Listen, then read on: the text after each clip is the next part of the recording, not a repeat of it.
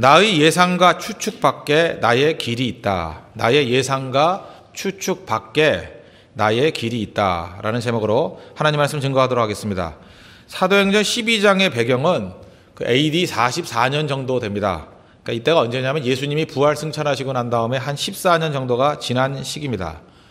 당시의 통치자가 누구였느냐 하면 그 예수님 탄생했을 때 유아 학살을 명령했던 그 왕을 헤롯 대왕 그럽니다. 헤롯 더 그레이트. 헤롯 대왕이고 건축을 되게 많이 하는 왕입니다. 그의 손자가 지금 왕이 될 때였습니다. 이때 헤롯은 헤롯 아그리파 1세, 헤롯 아그리파입니다. 근데 이 사람은 굉장히 기독교를 핍박을 많이 했습니다. 믿는 사람 핍박을 또 할아버지 닮아가지고 굉장히 핍박을 많이 했습니다. 그때에 그 12제자 가운데 하나인 세베대의 아들 야고보를 칼로 죽입니다. 1절과 2절 보십시오. 그때 헤롯 왕이 손을 들어 교회 중에서 몇 사람을 해하려 하여 2절 요한의 형제 야고보를 칼로 죽이니. 그러니까 12제자 가운데 첫 번째 순교를 당한 사람이 누구냐? 그게 세베대의 아들 야고보였고 또 그의 형제인 요한은 또 제일 늦게까지 살았습니다. 그래서 요한 계시록까지 다 쓰고 죽었잖아요. 그러니까 100세 넘게까지 살았다 이렇게 얘기를 합니다. 형제인데 첫 번째 순교자와 마지막 죽은 사람 그 야고보와 요한이었다라는 것입니다. 근데 야고보를 죽이니까 반응이 좋았습니다. 그래서 베드로도 죽이려고 감옥에 넣으려고 했습니다. 3절 보십시오. 유대인들이 이 일을 기뻐하는 것을 보고 베드로도 잡으려 할세 때는 무교절 기간이라. 오늘 중요한 핵심 포인트는 이 3절 무교절 기간이라 이 단어입니다. 무교절 기간이 언제입니까? 6월절이죠. 6월절은 유대인의 달력으로 볼 때 1월 달입니다. 니산월이라 그러는데 1월 14일부터 7일 동안 무교절을 행합니다. 그러니까 무교절과 동의어가 뭐예요? 6월절이죠. 14년 전에 예수님께서 이 기간 사이에 십자가에 달려 죽었습니다. 그런데 이때 또 베드로도 잡혀왔다는 것입니다. 그러니까 누구나 느낌이 그렇죠. 예수님의 수제자인 베드로도 아마도 예수님과 비슷하게 죽을 거다. 6월절 하면 생각나는 게 뭐예요? 예수님도 죽었듯이 베드로도 죽을 거다. 그런 인상이 있다는 거예요. 그리고 또 죽음이 바로 옆에 있다는 것이 느껴지는 게 뭐냐? 그러니까 얼마 전에 야고보가 칼로 죽었거든요. 그러니까 순교의 피가 흐르고 있는 그 상황이기 때문에 그죠? 예수님 연상을 해도 죽음이고 야고보를 연상해도 죽음이고 분위기 자체가 다 죽음이었다는 것입니다. 그런데 중요한 건 뭐예요? 결론은 뭡니까? 죽었어요? 안 죽었어요? 안 죽고 하나님께서 기적적인 방법으로 옥에서 풀어주셨다는 것입니다. 그래서 우리가 첫 번째 붙들어야 될 메시지는 이거라는 거예요. 우리의 예상과 추측이 맞는 경우는 거의 없다라는 것입니다. 여러분들 지금 많은 예상을 하죠. 많은 추측을 하죠. 제가 장담합니다. 거의 맞지 않아요. 지금 생각하는 것 거의 맞지 않습니다. 지금 추측하는 것 거의 맞지 않습니다. 한번 예를 들어 보면 예수님께서도 많은 사람들이 추측하기를 어떻게 생각했냐면 이 군사적인 메시아로 오셔가지고 아마도 로마를 무너뜨리고 이스라엘을 해방시킬 것이다. 이렇게 생각을 했습니다. 그래서 예수님께서 예루살렘 성에 입성할 때 그 혁명의 기운이 막 느껴졌습니다. 막 사람들이 와서 호산나 다윗의 자손으로 오시는 이여. 이게 무슨 뜻인지 아십니까? 다윗과 같이 우리를 해방시켜 주십시오. 그런 뜻입니다. 혁명구호예요. 혁명구호. 근데 예수님께서 뭐 예상과는 다르게 뭐 이스라엘을 해방시켜 주기는커녕 그 죄인 중에서도 가장 비참한 죄인이 되어서 십자가에 달려 죽으셨습니다. 예상과는 반대가 돼버렸죠. 또 오늘 본문에 나오는 이 베드로 보십시오. 베드로의 예상은 뭐였어요? 분위기상 이건 분명히 죽었다 그랬는데 안 죽잖아요. 풀려나지 않습니까? 오늘 본문을 보니까 베드로가 무교절 기간에 잡혔다. 예상 수순은 뭐예요? 예수님과 같이 죽을 거다. 그런데 기적적인 방법으로 살아났죠. 다수의 예상을 다 깨버린 것입니다. 아마 이거는 베드로의 예상도 깼던 것 같아요. 베드로도 자기가 살아날 걸 기대하지 않았던 것 같습니다. 그래서 7절 보십시오. 호련히 주의 사자가 나타나며 옥중에 광채가 빛나며 또 베드로의 옆구리를 쳐 깨워 이르되 급히 일어나라 하니 쇠사슬이 그 손에서 벗어지더라. 이렇게 엎어져 자는 거는 베드로의 특기죠. 계속 잠만 자죠. 이때도 잤다. 우리 보통 이렇게 해석을 이렇게 하잖아요. 얼마나 믿음이 좋으면 죽음의 위기 앞에서도 잠이 오니. 근데 이거 뭐 두 가지를 해석할 수 있는 것 같아요. 베드로는 워낙 잠이 많았다. 이것도 맞는 거고 또 하나는 뭐냐면 자기가 살아날 걸 기대하지 않았다. 이게 더 맞는 것 같습니다. 그런 측면이 맞는 것 같아요. 또 9절 보세요. 베드로가 나와서 따라갈새 천사가 하는 것이 생시인 줄 알지 못하고 환상을 보는가 하니라. 그러니까 베드로도 자기가 죽을 줄 알았다니까요. 환상을 보는 것 같더라. 또 11절 보십시오. 이에 베드로가 정신이 들어 이르되 내가 이제야 참으로 주께서 그의 천사를 보내어 나를 헤롯의 손과 유대 백성의 모든 기대에서 벗어나게 하신 줄 알겠노라 하여. 자기 자신의 상상과 기대 또 유대 백성의 기대 다 산산조각을 내버리고 하나님이 다른 방식으로 나를 인도해 주는구나, 이걸 깨달았다라는 거죠. 그게 무슨 얘기입니까? 우리 상상과 추측은 맞는 경우가 없다라는 거예요. 또 하나, 이 본문을 갖고 이렇게 해석을 많이 했죠. 그 예루살렘 교회 참 웃기는 교회라고, 베드로 풀려나게 해달라고 기도하고 난 다음에 풀려나니까 깜짝 놀라가지고 뭐 호들갑을 떨더라. 그래서 그런 얘기 많이 들어봤죠. 안 들어봤습니까? 저만 들어봤나? 예. 기도하고 안 믿는 사람의 대표적인 예. 뭐 그렇게 들지 않습니까? 이거 보세요. 5절. 이에 베드로는 옥에 갇혔고 교회는 그를 위하여 간절히 하나님께 기도하더라.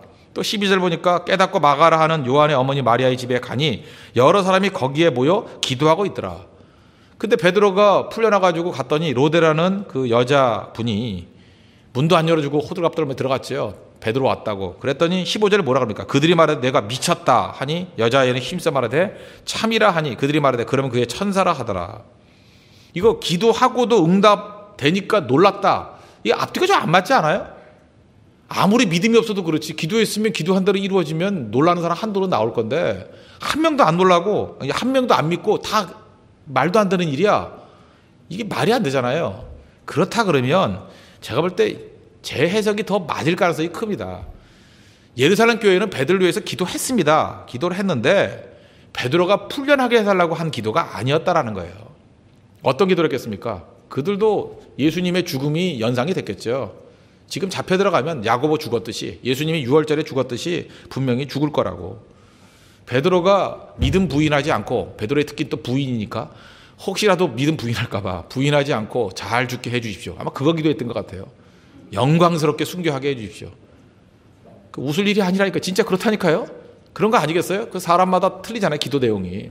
그러니까 영광스럽게 믿음 지키고 하나님의 영광 가운데 천국 가게 해 주십시오. 뭐 그런 기도했던 것 같아요. 그런데 갑자기 베드로가 왔다 그러니까 믿어지지 않는 거죠. 무슨 얘기입니까? 우리는 기도를 해도 자기 판단에 근거해서, 자기 예상에 근거해서 기도할 때가 많다라는 것입니다. 그래서 기도할 때 중요한 건 뭐예요? 열린 마음이 중요하다는 거예요. 기도하면서 자기 예상대로 안 되니까 놀란 것입니다. 그래서 기도하면서 많이 놀란 사람들을 보면은 자기 뜻 가지고 기도할 때가 되게 많다라는 거예요. 그래서 여기서 알 수 있는 게 뭐예요? 신앙을 도식화시켜서는 안 된다는 것입니다. 그래서 신앙생활 오래 한 사람 가운데 이렇게 도식화시키는 속담을 하는 꼴통들이 많아요. 내가 봤다라는 거예요. 누구누구는 이러한 수순으로 가더라. 그러므로 너도 그럴 거다. 항상 맞는 거 아니라니까요. 하나님께서는 A타입으로 일하실 때도 있고요. B타입으로 일하실 때도 있고요. C타입으로 일하실 때도 있어요.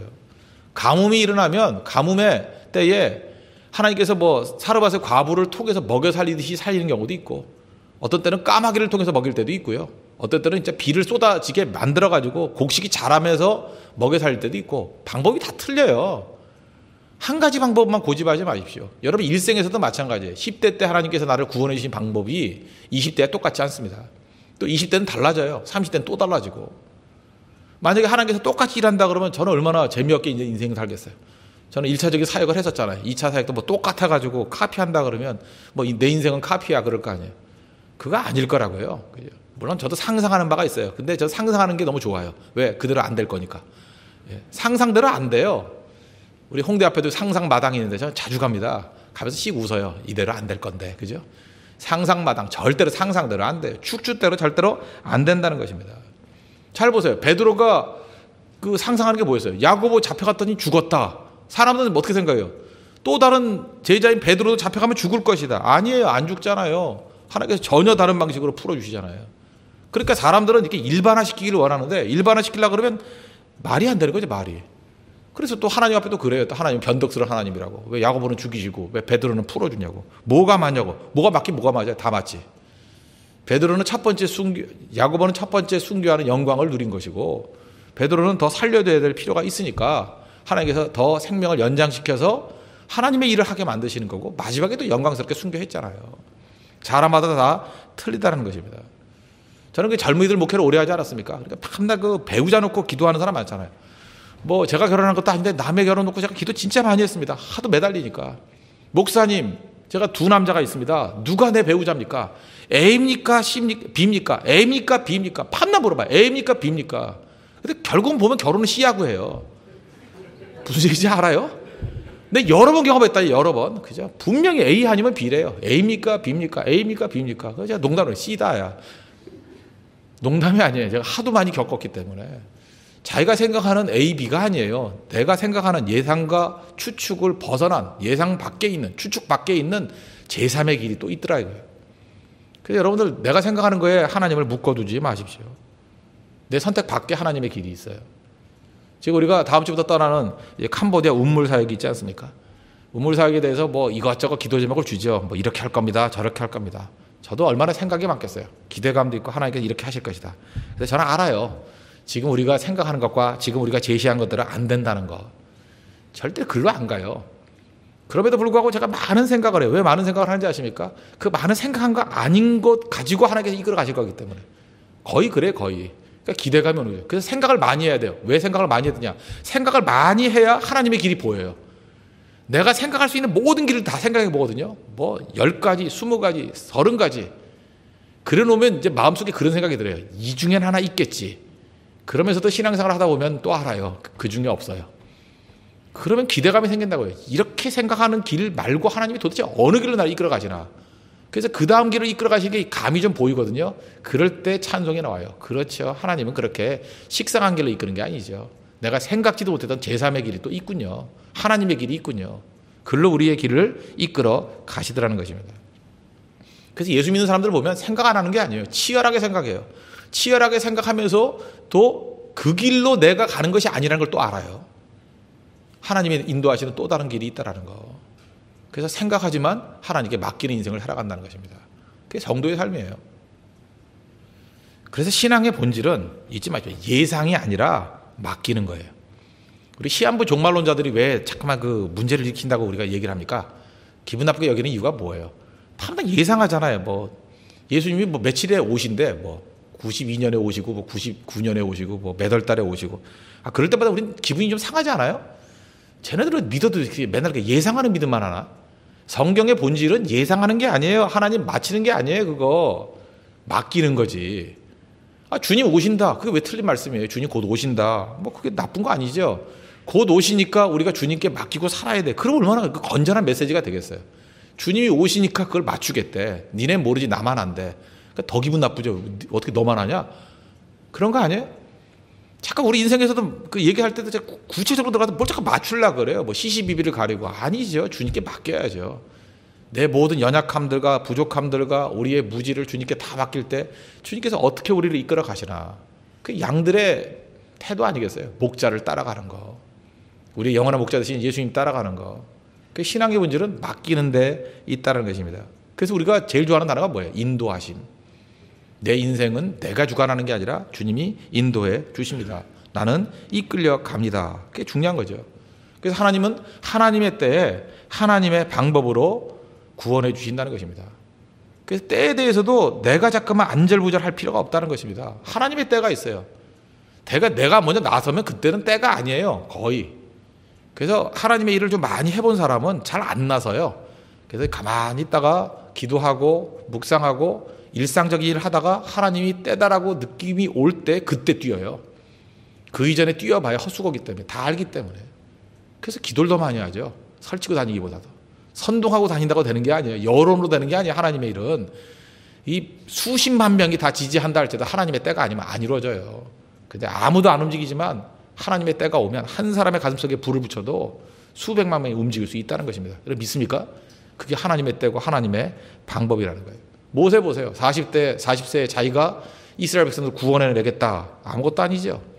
자포자기하고 다 내려놓고 하나님이 부르시는 때가 있잖아요. 80세. 떨기나무 가운데 부르시는 때가 있잖아요. 그때예요. 그때. 노인의 가슴에 불이 붙으니까 한 민족을 건져내잖아요. 하나님의 때에 하나님의 불이 더 필요하다는 것입니다. 제가 며칠 전이죠. 어떤 성도님이 잘 믿음이 좀 좋으신 분 같은데 왜 홍대새교회 새벽기도 안 나오냐 그랬어요. 제가 원래 그렇게 직접적으로 시비는 잘 안 거는데 요즘에는 잘 안 거는데 이렇게 얼굴을 보는데 새벽기도를 나와야 될 분인데 왜 새벽기도를 안 나오냐고 그랬더니 그분 말씀이 참 재밌어요. 자기가 평생 새벽기도 하는 스타일이래요. 자기는 새벽기도 스타일이에요. 요즘 스타일이 참 유행이네요. 그죠? 새벽기도 스타일이래요. 주특기가 새벽기도인데 자기는 이제 훈련 받기를 작정 기도를 많이 했다는 거예요. 최근에 문제가 많아가지고 작정 기도 몇 번 하다가 100일 기도 많이 했대요. 이게 성경에 근거도 없는 100일 기도 잠깐만 하네요. 그죠? 100일 기도를 몇 번 하셨대요. 그래서 이제 지쳤대요.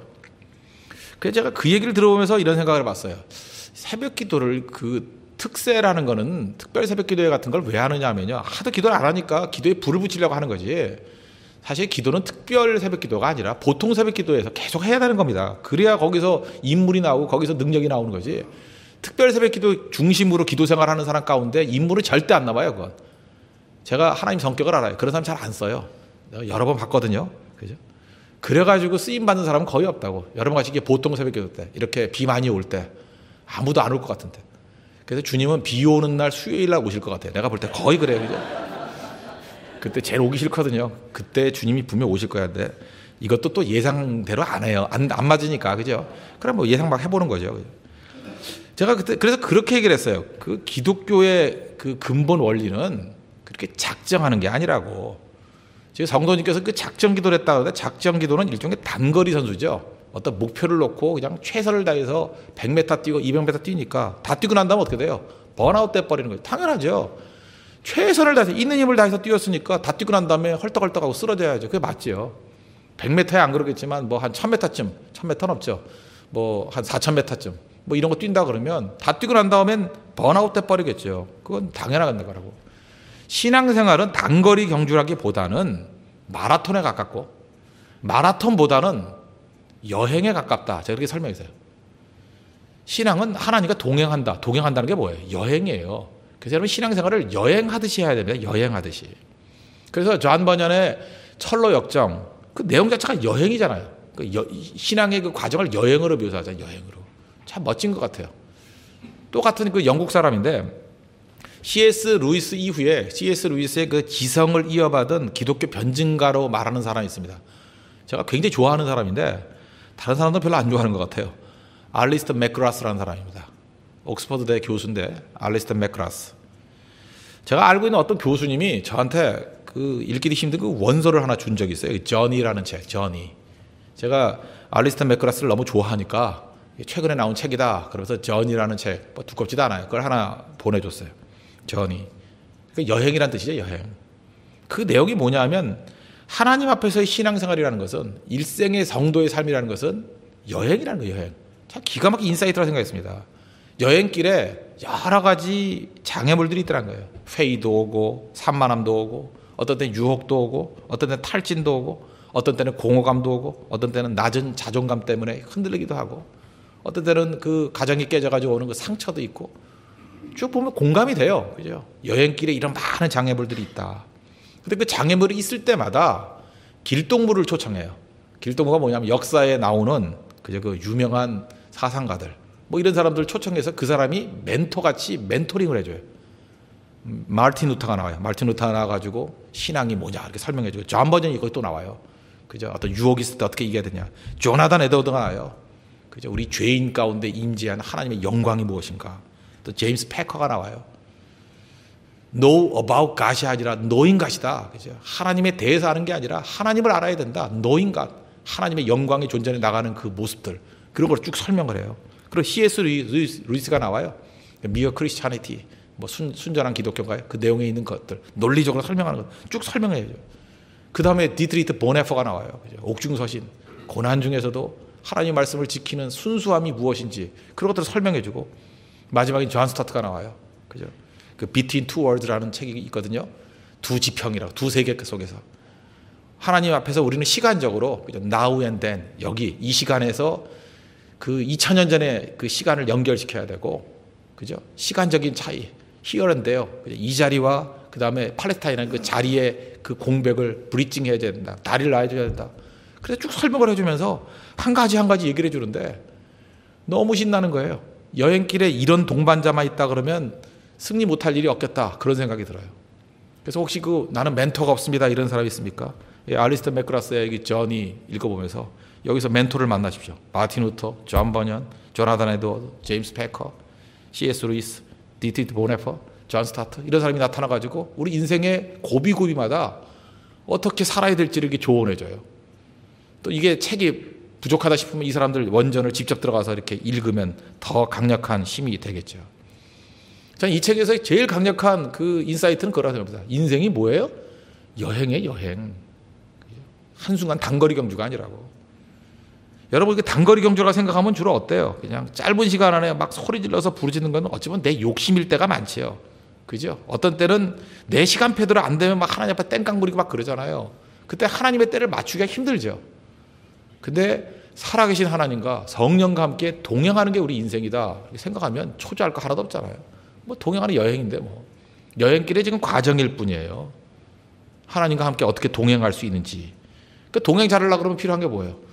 제가 그 전이 그 부록에다가 붙이고 싶었어요. 새벽 기도다. 그죠? 새벽 기도. 주님과 함께 기도하면서 여행하면 얼마나 편하겠어요. 그때 힘 주시고 말씀 주시고 갈 수 있는 거겠죠. 우리 인생이 속박당하지 않았습니까? 이렇게 묶여 있어요. 속박당했다는 게 뭐예요? 지금 베드로도 감옥에 갇혀 있었죠. 자기 힘으로 못 나오죠. 이스라엘 백성들이 애굽에 속박당했어요. 자기 힘으로 못 나오죠. 그래서 구원받았다라는 건 뭐예요? 구원받았다라는 것은 그죠? 초월적인 힘이 필요한 거예요. 초월적인 힘이 뭐예요? 내 힘 말고 내 바깥에서 어떤 힘이 들어와야 될 거 아니에요. 그 내 바깥에서 들어오는 그 힘, 그게 하나님의 힘이라고요. 그래서 이거와 비슷한 게 뭐냐면 중독이죠. 뭐에 중독된 거, 자기 힘으로 못 벗어나는 거 아니에요. 그래서 특별히 그 알코올 중독자들 그 치유 프로그램 알죠? 12단계. 그 AA라 그러는데 그 치유 프로그램. 12개 다 소개는 안 하는데 이 1단계부터 3단계만 소개해 주면 1단계가 뭔지 알아요? 나는 내 삶을 제어할 능력이 없습니다. 나는 전적 무능력자입니다. 그걸 인정하는 거예요. 1단계예요. 나는 내 힘으로 못 벗어납니다. 그걸 인정해야 돼요. 성경과 너무 비슷하죠? 우린 전적 부패한 종입니다. 내 힘으로 못 벗어납니다. 인정해야 돼요. 두 번째 단계가 뭐냐면 이 상태에서 벗어나기 위해서는 더 강한 힘을 의지해야 회복될 수 있습니다. 더 강한 힘에 대한 인정이에요. 나는 무능합니다. 두 번째는 더 강한 힘이 외부에서 와야 됩니다. 그죠? 외부의 코치를 받아야 됩니다. 더 강한 힘을 인정하는 거예요. 2단계. 3단계가 뭔지 아십니까? 그 더 강한 힘에 나 자신을 맡기겠습니다. 의탁이에요. 트러스트. 내 자신을 트러스트하는 거. 그게 3단계예요. 그래서 4단계, 5단계에서 12단계까지 와서 알코올 중독에서 벗어나는 프로그램이에요. 우리 신앙생활도 거의 비슷하지 않아요? 1, 2, 3대는 뭐 신앙생활과 똑같죠. 나는 아무 능력 없습니다. 나는 전적 부패한 종입니다. 인정해야 되고. 더 강한 힘이 하나님의 능력 의지해야 됩니다. 난 그분에게 내 모든 삶을 의탁합니다. 그래야 구원받죠. 우리 인생 그렇게 살아야 된다는 거예요. 뭘 예상하고 예측하고 내 머릿속에서요? 예상하고 예측한다는 게 뭐예요? 에고가 주인이라는 거예요. 내 인생의 주인이 에고 아니에요? 나 자신 아니에요? 내가 뭘 알아야 알기는? 아무것도 모르죠. 하나님께 맡기는 거죠. 맡기면 주께서 내 삶을 이끌어 가신다. 여행은 주님과 동행하는 거예요. 그 여행길이 또 다른 묘사가 뭐예요? 목자 따라가는 양이라고. 양이 뭘 알아요? 목자 가자는 데로 가는 거지. 양이 해야 될 일은 무엇입니까? 목자께 모든 걸 맡기는 거.